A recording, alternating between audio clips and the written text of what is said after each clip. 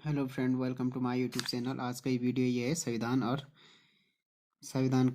संविधान के प्रकार और आदर्श संविधान की क्या विशेषताएं हैं।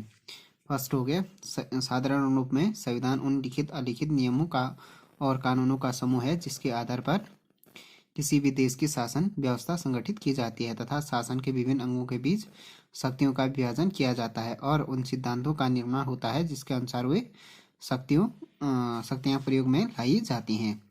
तो ये हो गया कि साधारण रूप से संविधान क्या हो गया, उन लिखित और अनलिखित नियमों और कानूनों का है समूह है जिसके आधार पर किसी भी देश की शासन व्यवस्था संगठित की जाती है तथा जो शासन के विभिन्न अंग हो गए, चाहे कार्यपालिका, व्यवस्थापिका और न्यायपालिका के बीच की शक्तियों का विभाजन किया जाता है और उन सिद्धांतों का निर्माण होता है जिनके अनुसार वे शक्तियां प्रयोग में लाई जाती हैं।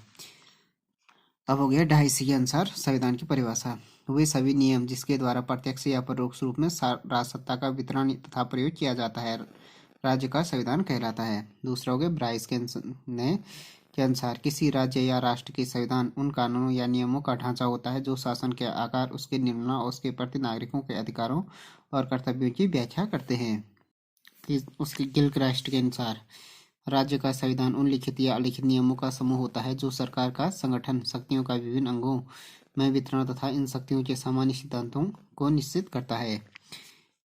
इस प्रकार कहा जा सकता है कि संविधान उन लिखित अलिखित नियमों व कानूनों का समूह होता है या कानूनी दस्तावेज होता है जिसके आधार पर शासन व शासितों के संबंधों का निर्धारण होता है और शासन व्यवस्था का संचालन किया जाता है। इसलिए किसी भी राजनीतिक व्यवस्था की सही प्रकृति जानने के लिए संविधान का सैद्धांतिक तथा व्यावहारिक रूप समझना आवश्यक है, क्योंकि कई देशों में संविधान का लिखित रूप कुछ कहता है जबकि व्यवहार में उसके विपरीत कार्य होता है।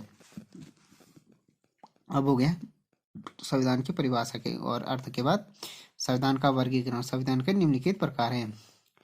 एक हो गया लिखित एवं अलिखित, दूसरा हो गया लचीला एवं कठोर, तीसरा हो गया विकसित एवं निर्मित संविधान।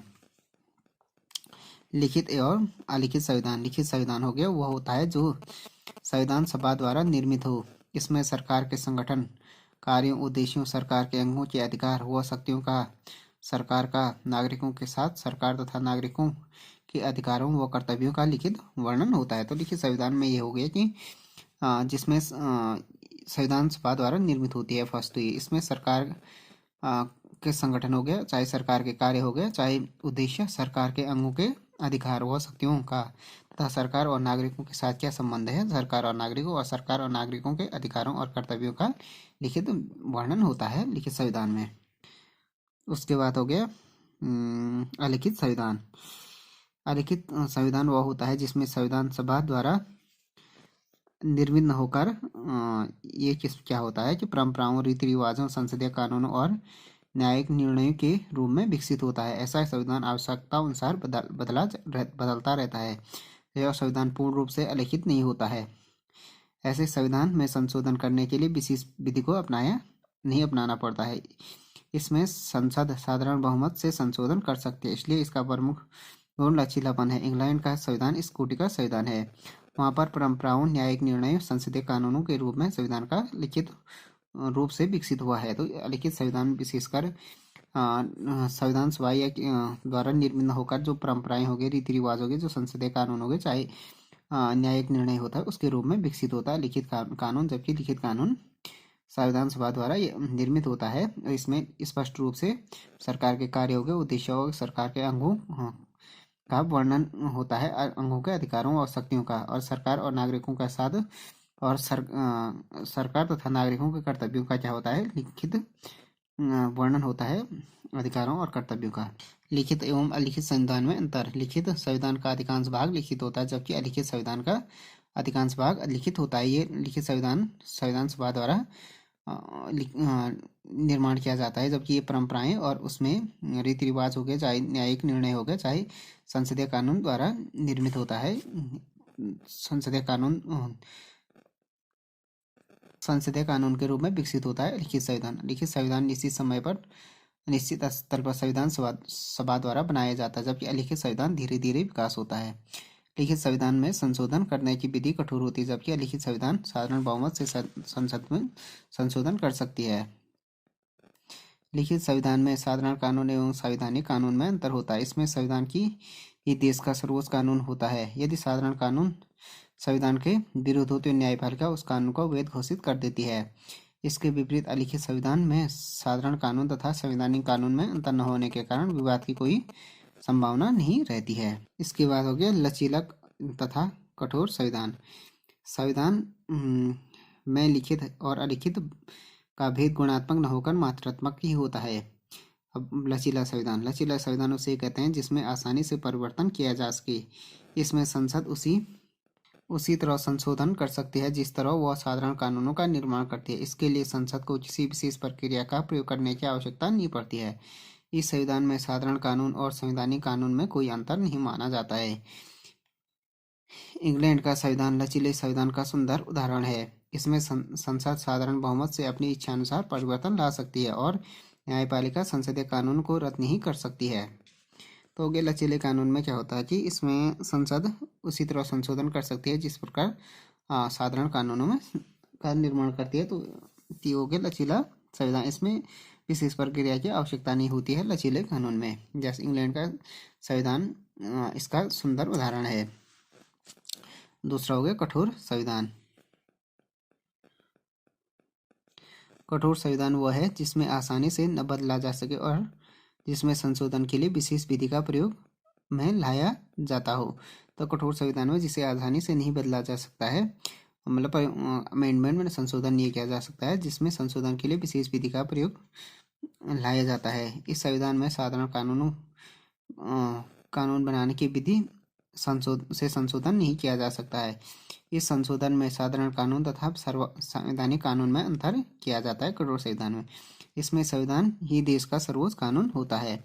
यदि संसद संविधान की धाराओं के विरुद्ध कोई कानून बनाती है तो न्यायपालिका क्या कर सकती है, इस कानून को वैध घोषित कर सकती है। अमेरिका और भारत के संविधान को इसी कोटि में रखे जा सकते हैं। कठोर संविधान में अमेरिका के संविधान में संशोधन तभी हो सकता है जब संशोधन का प्रस्ताव कांग्रेस के दोनों सदन के 2/3 बहुमत से पास करे और 2/3 राज्यों के विधानमंडल उसे अनुमोदित करे।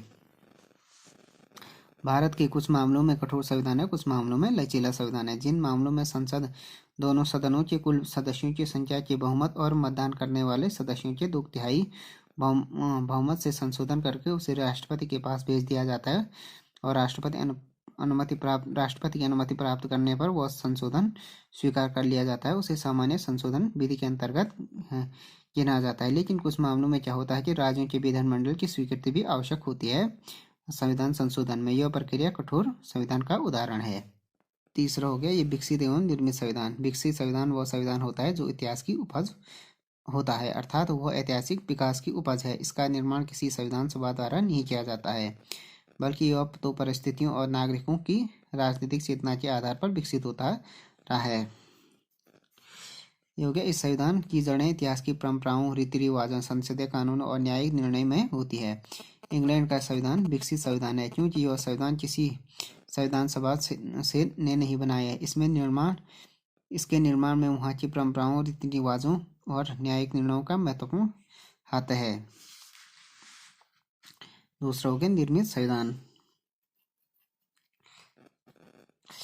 निर्मित संविधान वो होता है जिसे किसी संविधान सभा ने विशेष समय पर बनाकर लागू किया हो। निर्मित संविधान प्रायः लिखित ही होता है। कालांतर में विकसित संविधानों का कुछ अंश भी निर्मित संविधान की श्रेणी में आ जाता है। इसलिए वहाँ संविधान के विकसित व निर्मित दोनों ही रूप हैं। अमेरिका व भारत का संविधान निर्मित संविधान है, इसी रूप में है। लिखित रूप होने के कारण निर्मित संविधान स्पष्ट रूप से राज्यों व नागरिकों के संबंध को प्रतिबिंबित करते हैं।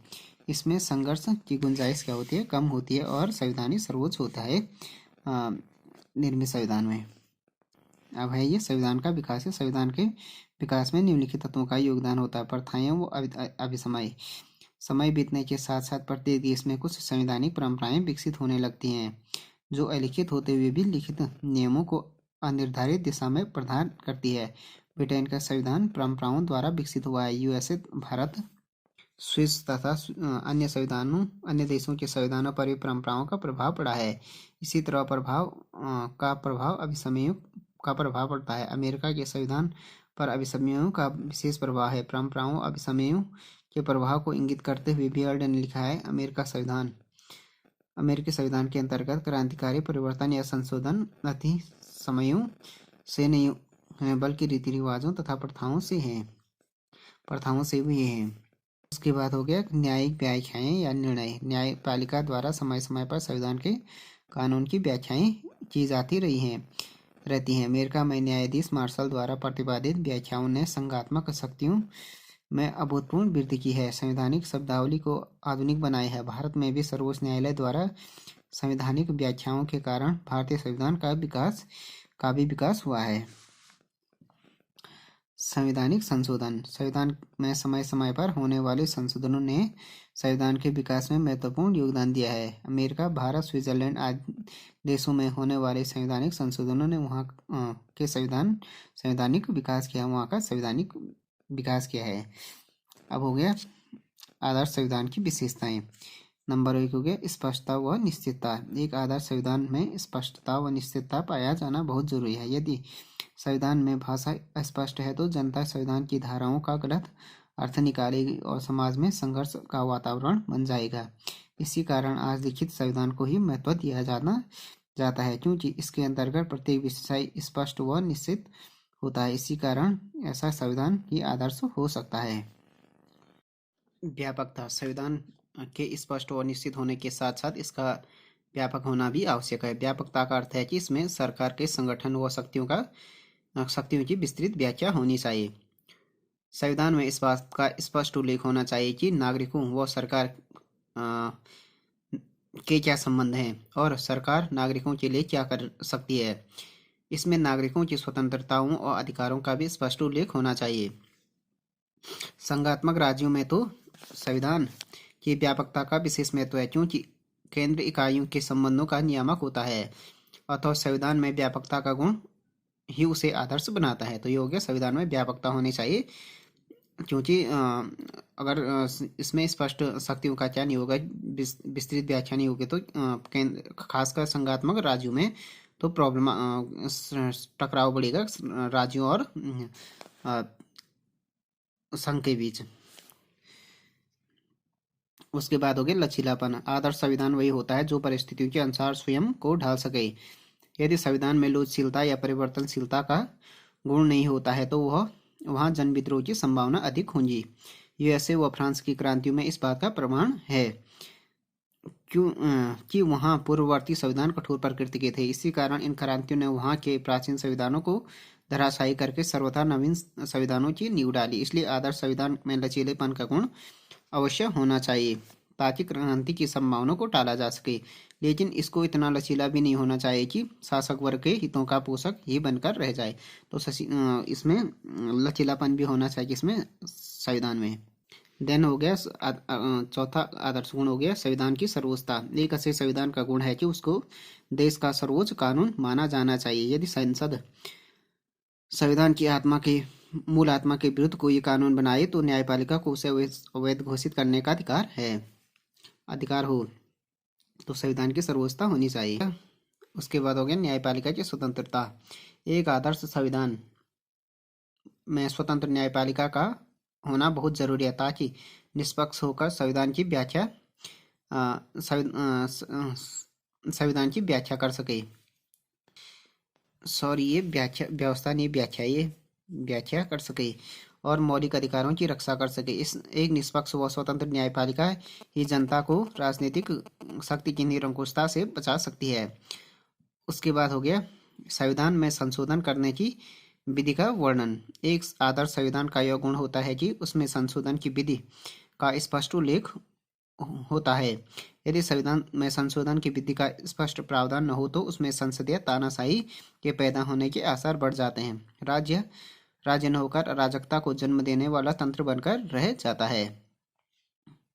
तो फ्रेंड्स, ये वीडियो हो गया संविधान का अर्थ, परिभाषा, संविधान का वर्गीकरण, संविधान, आदर्श संविधान के क्या गुण है उसके बारे में हो गया video. Thanks for watching this video.